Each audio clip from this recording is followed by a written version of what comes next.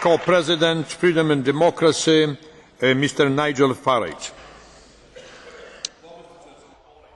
an age when the gap between ordinary voters and the European political class grows wider by the day, I have to ask you, having listened to your words this morning, just what planet are you on? This pretence that everything is going incredibly well. The EU is mired in deep structural crisis. Greece and Portugal and Ireland cannot survive inside the euro.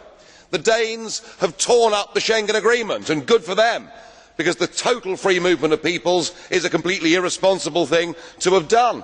And public opinion is saying, whilst they want a European cooperation, yes, of course I agree with that, what they do not want is this Europe run by unelected bureaucrats like Mr Barroso.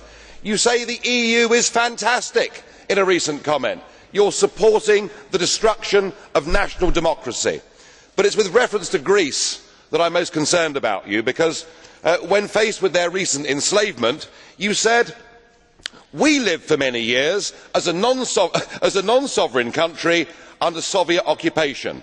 For us, European integration is not a threat to sovereignty, because we experienced not long ago a serious threat to our sovereignty." So what are you saying?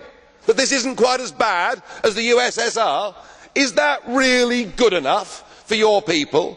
And today you describe Greece's problems as trivial. I am sorry, there are hundreds of thousands of people out there on the streets of Greece fighting to get their democracy back, and it beggars belief that you and our President, Mr Buzek, can talk about the solidarity movement, can talk about Poland getting its democracy back 20 years ago, and yet here you are, surrendering the democracy and sovereignty of Poland to a failed European Union. Yes, sir, we all want a shared European cooperation for the future, but this most definitely is not the model. Thank you, Mr. Co-President.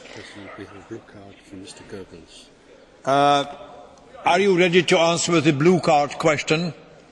Mr. Goebbels, blue card question. Thank you, President. Mr. Farage is a little bit like a cockerel.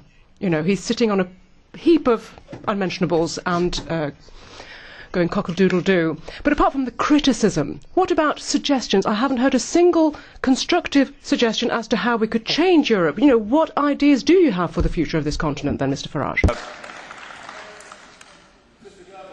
Post 1945, there were some very sensible ideas put together, namely the Council of Europe. Let us have a Europe where we sit down together, where we have a free trade agreement, where we agree minimum standards on work, on the environment. We can do all of these things without a European Commission, without a European Parliament and without a European Court of Justice. We have done it in security terms with NATO.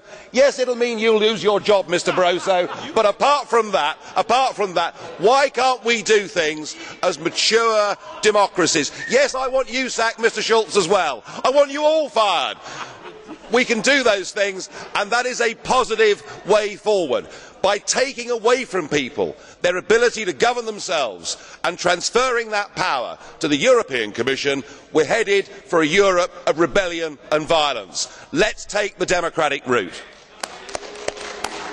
Thank you, colleagues. It's a very interesting discussion, we know very well. Now will be the next speaker. Colleague